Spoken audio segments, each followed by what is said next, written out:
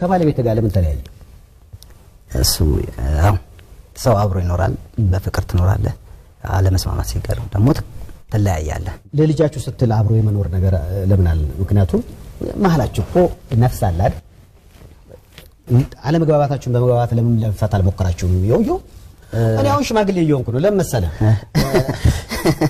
ደግስ ዕቃ አላከራይም ስለዚህ የሰው ፍቺ ያስደስተኝ ሌላ ሰርግ ይመጣል በሚል ማለት ነው ከዛ ይልቅ በመግባባትና አብሮ በመሆን ስለማ አሁንም እኮ ያው ጥሩ ጓደኛ ማቾች ነን እንደ እህት እንደ ወንድም እንከባበራለን እንደዋወላለን እሱን በሚፈልግበት ሰዓት ዊኬንድ ላይ እሷ ጋር ይሄዳል ሌላ ነው ቀኑን ያው ካንተጋር አሁን ለአዲስ የፍቅር ግንኙነት ወይ ደግሞ ለአዲስ ትዳር ዝግጁ ነው ቴዲዮ አሁን ለዘፈን ዝግጁ ነኝ ለመድረክ ለኮንሰርት ነው ዝግጁ የሆንኩት እንጂ ገና ነው መረጋጋት ፈልጋለህ ወይስ ትንሽ ሰዓት መጨፈር ፈልጋለሁ አለበም ይዘውና ትንሽ ማስጨፈር ፈልጋለሁ ትንሽ ሂፕ ሆፕ አሁን ብዙ እኔ ቴሌቪዥን ቻናሎችን ስቀይር ከሶስት ዘፈን በኋላ አንድ ሂፕ ሆፕ አለ ወድጄሽ ነበረ ቢሆንም ባትመጭም ምንድነው አሁን በቃ እንደ በፊት እኮ እንደ ነገሮች ለመዋጥ በጣም ይከብዱ ነበር አሁን እኔ ማዘር ራሱ አብራ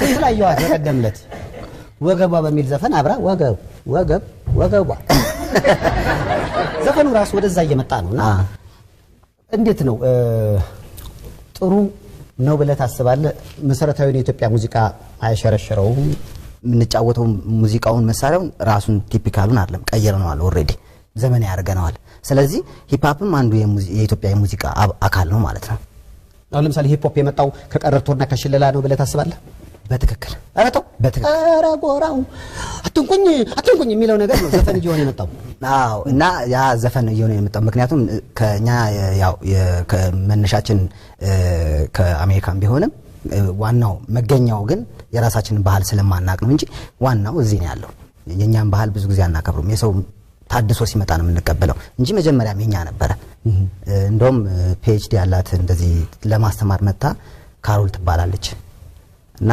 የሆነ ቪዲዮ አሳየዋት ጎንደር ውስጥ የሆነ ቀብር ላይ ነው ያው ቀርጬው ነበርና ቀብሩን እሺ ቀርጸው አሳየዋት እሺ እና ይሄን ጥናትና የሂፕ ሆፕ ለማስፋፋት ነው የመጣችው እና ስታየው ሽለላና ቀረርቶ ብላ ተነቀሰችው 70 ዓመቷ ነው ግን የ70 ዓመት ሴት ነች ማለት እኛ ለቅሷችን ላይ ራሱ ሽለላው ምናምኑ ውጮቹ ዘፈን ይመስል የራፕ ስሜት ያለው እና ሁሉ ነገር እኛ መሰረቱ እኛ ነን መሰረቱ ምክንያቱም በሁሉም ብሔረሰብ ውስጥ ያለ ነው የሽለላና ቀረርቶ ሁሉም ጋር አለ ሚላየው አንድ የሚያደርገው ሙዚቃ ስልት እሱ ነው ማለት ነው ስለዚህ የኛ ነው ማለት ነው ለዚህ ወጣት አንተ ጥሩ ሞዴል ነኝ ብለህ ታስባለህ በጣም አሪፍ ነው ከምን አንፃር ከሙዚቃ አንፃር ሙዚቃ ማለት ያው ኦሬዲ የኛውን ስንሰራው ብዙ ጊዜ ነው የፈጀብን ለምሳሌ ጭሱ ሚል ዘፈን አለ ጭሱ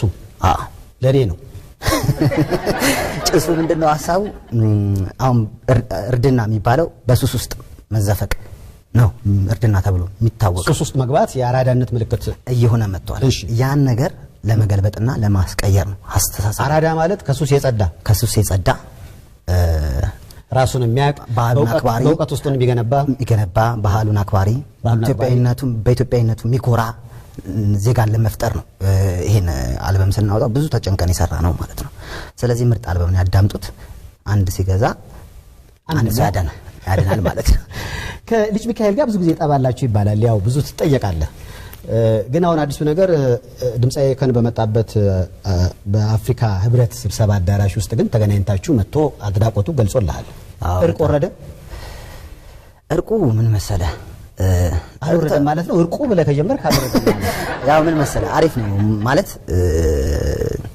አሁን ምንድነው ለምሳሌ ከዛሬ 5-6 አመት በፊት ነው የተዘፈነልኝ መልስ ምት የተጠበቀ ነበር አሁን ዘፈንክ አይ አልዘፈንኩም ግን እዚህ ላይ ዘመናዊ ሚል ነገር ያለበት እና እነ ጆኒ ራጋን ሌሎቹን አቀንቃኞች አወድሶ ትንሽ ኮርኮም የሚያደርግ ነገር አለው ተብያለሁ እውነት ነው እንደዛ አይደለም። እኛ እሱን ለመንካት ብለን አይደለም እንደ ስታይልም ሆኖ መጥቷልና ምናምን ማለት እንደ ስታይል ሆኗል። ግን የፍሬሽ ሞንታና ስታይል ነውና እኛ ፍሬሽ ሞንታናን ለመንቆር ፈልገን ነው እንጂ እሱን አይደለም እንጂ የግለሰቦች ጠብ አሁን የለም ነው። ሰላም ነው። አይ ሰላም ነው። ያው ከዘፈነለት ዘፍነለታል። ያው ሰው ጥያቄ ሲጠይቅህ መልስ መመለስ ግዴታ ነው። ስለዚህ ተዘፍኖብናል ዘፍነናል ነው። እሱ አምልጦ ነው የወጣው እንጂ ዘፍነን አልነበረም። ማለት ኦሬዲ ስቱዲዮ ውስጥ ምናምን በጣም እንረካለን። ያው መልስ ምቱ ለሰው መስጠት ባንፈልግም ግን አምልጦ ወጥቷል። አሁን የጠቡሉ መንስኤ አራዳ ለአራዳ ምንጭ ሸዋወድና የሚለው ዘፈን ላይ ሂፕሆፕን ጀምረ ነው እኛ የሚል ነገር አለው። እሱ አይደለም ጸቡ። እሱ እኮ እኔ ነኝ የጀመርኩት እንጂ ልጅ ሚካኤል አንተ አይደለህም ነው። አንተ ደግሞ እንደዛ ሳይሆን እኔ አባባሌ ምንድነው የኮክ ስቱዲዮ ላይ የተባለችው ነገር ኮክ እና ኢትዮጵያ ውስጥ እኔ ብቻ ነኝ ማለት አይደለም። በጣም ብዙ አሉ። በ1993 አፍርሶች ነበሩ፣ አልጋ ወራሽ የሚባሉ ነበሩ። በ1993 በኢትዮጵያ አቆጣጠር ማለት ነው። የነሱን ዘፈን አዳምጥ ነበር እኔ። የነሱን ዘፈን አሰማ ነበር። አማርኛ ራፐሮች ብዙ ነበሩ፣ አልተሰማም። ምክንያቱም በዛ ሰዓት እንደ ሙዚቃ ማይቆጠርም። ለፍተዋል፣ በጣም ብዙ ለፍተዋል። እነ ሳንፎድም ነበሩ፣ ብቻ በጣም ብዙ ራፐሮች ነበሩ። ግን በቃ ያው ከጊዜ ከእንትኑም አንፃር በጊዜው አልነበረ። ጋሞዎችም ነበሩ። ከጋሞዎች በኋላ ነው እኔ የወጣው 99 ላይ ማለት። ግን ያው ህዝቡም ተቀበለው። በአገረኛም አርገን የሰራ ነው። ህዝቡ ተቀበለው፣ ወደደው። የእንቅስቃሴዎች ሁሉ ዳንስ ናቸው። ስለዚህ ህዝቡ ጋር ደረሰ። አሁን ያቺ የጸባ መንስኤ ምንድነች? የኮክ ስቱዲዮ ነች እንጂ ሌላ ነገር የለውም። ያ መዘፈኑ የተለመደ ነው። ሂፕሆፕ ሙዚቃ ላይ እንትን ማለት እኮ ነው፣ አዝማሪ ማለት ነው። አዝማሪ ያው ተረባ።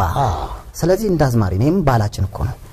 ግን አሁን ልጅ ሚካኤል መጥቶ እዛ የሰራው ስራ አሪፍ ነው አድምጬዋለሁ ምናም ብሎ አብሮ ደስ የሚል ነገር ያዩ ሰዎች አይ እነዚህ ሰዎች እኮ ታረቁ ብለው አውርተዋልና የእርቁ ስሜት አለ የለም ነው ጥያቄ። እሱን እንኳን ናስክ የለም ማለት። ስለዚህ ግን እኔም የልጅ ሚካኤል በጣም ያውን አዲሱ አልበም በጣም አድናቂው ነኝ። ማለት በጣም አሪፍ ነበር የሰራው። በጣም ተቀባይነቱ ምናምን አንድ ለውጣው ነገር ነው። ልጅ ሚካኤል አሪፍ ነው፣ በጣም ደስ ይላል። ተቀባይነቱም ደስ ይላል። ማለት ለሂፕ ሆፕ እድገት አንድ ስቴፕ ነው ይሄ ትልቅ ለውጥ ነው በአልበም ደረጃ መሰማት። አሁን ደግሞ የኔም አልበም መጥቷል። እሱም ደግሞ ኔክስት ስቴፕ ትልቁ ሌቭል ላይ ይደርሳል ማለት ነው። ስለዚህ ኢንተርናሽናል አርቲስቶችም አሉበት ውስጧ። ምክንያቱም ሰምቻለሁ አሪፍ ነገሮች አሉ። እስኪ ፎቶ ላሳየ። ምክንያቱም ከማን ጋር ነው ፎቶ? እናቴ፣ እኔና የእናቴ ጓደኛ። የት ሰፈር ልጅ ነህ? እኔ የተወለድኩት ሽሮ ሜዳ ነው። ያደግኩት አየር ጤና ነው። ግን አሁን ደግሞ የምትኖረው ኢምፔሪያል ሳሚንጽ አካባቢ። ወደፊትስ የምትኖረው? እንደ ሁኔታው አይታወቅም። ወንድ ልጅ ሰፈርና ሀገር የለውም። ስለዚህ የትም አለው ነው። እንደ ማጅላን ነው በቃ ምኖር የትም ቦታ አለው።